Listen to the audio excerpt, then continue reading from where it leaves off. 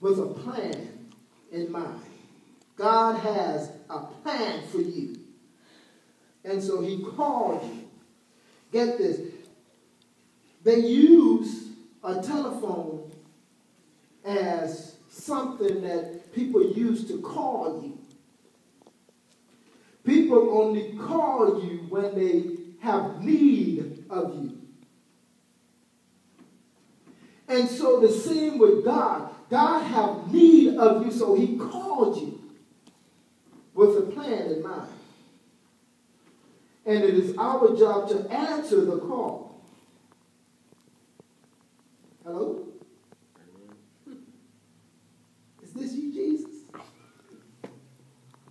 Yes, I'm prepared to do whatever is necessary. I'm watching, a sequel called Nikita. I don't know if y'all familiar with that. That's a good action-packed movie. I love action-packed. Woo! And Nikita, the last episode that I saw,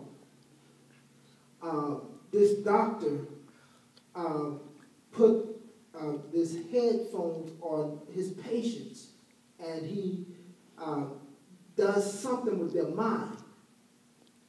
And they go through life living life regularly, just a regular old person. But when the doctor needs them to fulfill the assignment that he had,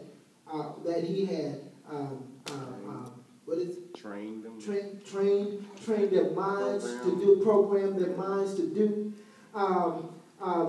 He would call them.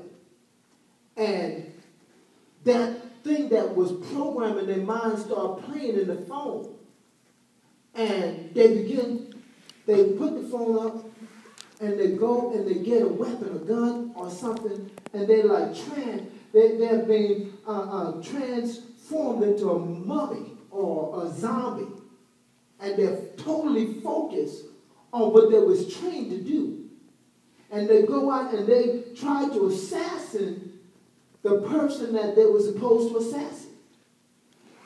And so these are some of the tactics that the enemy have. He trained our mind into thinking a certain way, that we would renounce the real purpose and the plan that God has for us. And we would go through life like a zombie. You know what they call a dead man walking? We don't have any dead men in this house today. Everybody that's here today is alive and well. And so Satan's job is to keep us from answering the call that is on our life, that God has called us to. He has called us for greater purposes, something in mind. Those he called, he justified. He justified. Justified. That means that he had paid a price for you, and you're no longer what Satan said you are. You have been justified by grace. And so being that you are no longer Brother Eric, or Eric, what's your street name? They gave you a street name? I got plenty, but I'll give you a simple one. E1. E1. Yeah. You are no longer E1. You are Brother Eric. E1 is cool too now.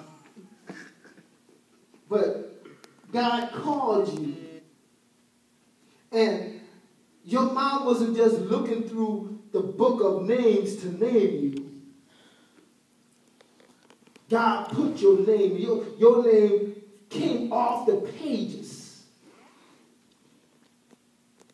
or came out of something that your mom was reminded of by God to call you who you are. And some people, they change their name. I don't know why. And it ain't making no difference. You are who God called you to be. And everyone has a purpose, a plan that must be fulfilled. And so we are called and justified So when Satan comes to bring a railing judgment on you, God says, no, they're justified. Because I see what Jesus have already done. He paid the price. And they're no longer what you say they are. They're what Jesus said they are. And those he justified, he glorified. We have the glory of God. We have the Son of Jesus Christ covering us. And he glorifies us. And Colossians, let's go to Colossians real quick. I'm not going to go through all of this. We're going to stop probably at the 17th and pick up the 18th next week if God so wills. Colossians 1, beginning at the 15th.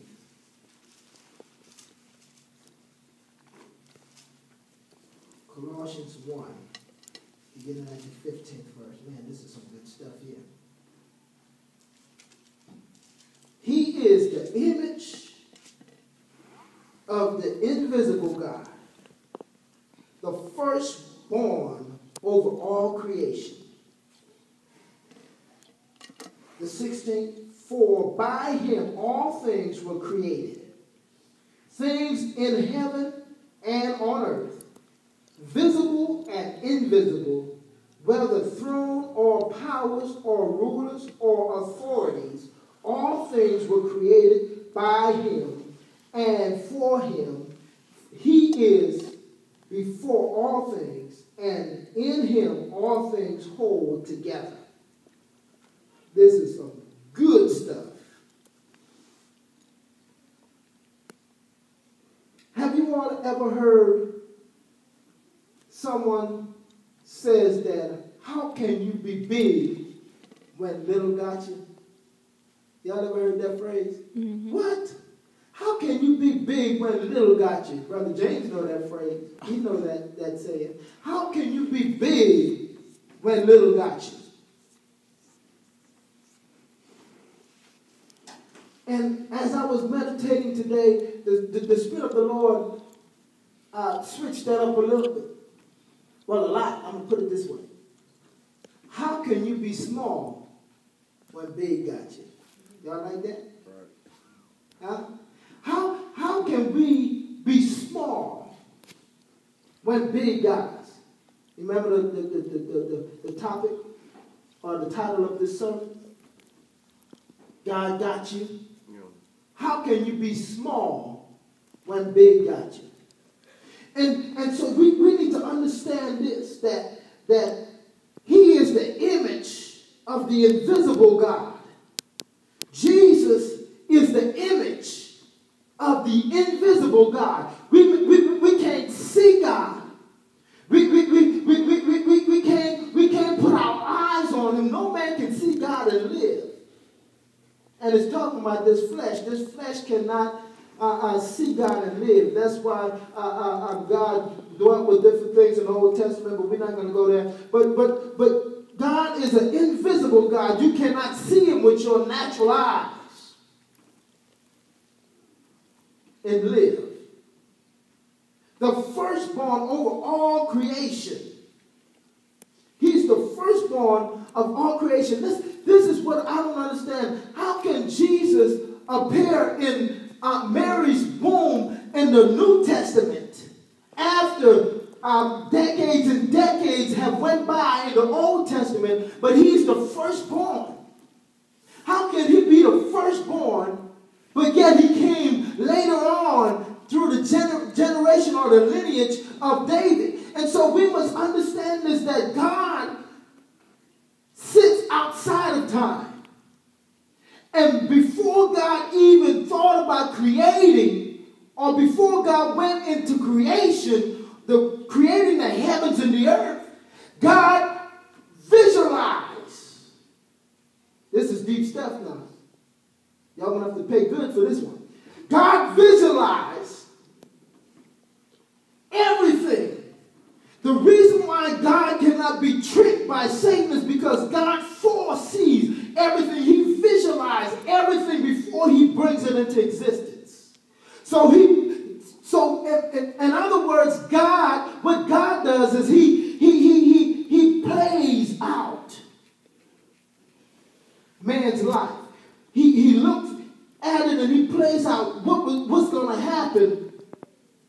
and was from the beginning to the end before he even started creating it. Now that's bad, ain't it? So God is a God, just as, for instance, most of us that have a mind to, what you call a prep, or to create something, we visualize it in our mind. How it's going to look, how we want it. Now, it always don't look, some of us that don't have the skill to create what we see, it don't look all the time what we see, but it's close. I mean, even Simone is in pottery and stuff in school, and I know she'd be visualizing a beautiful art piece. But after it's finished, it looks good. I'm going to put it that way. I'm going to leave it like that. I'm going to leave it like that. And so a lot of times we visualize, we already picture what we want. And some people will draw it out before they create it. But God visualized mankind, and he saw that we would need a Savior. And in Revelations, we're not going to go there today, but in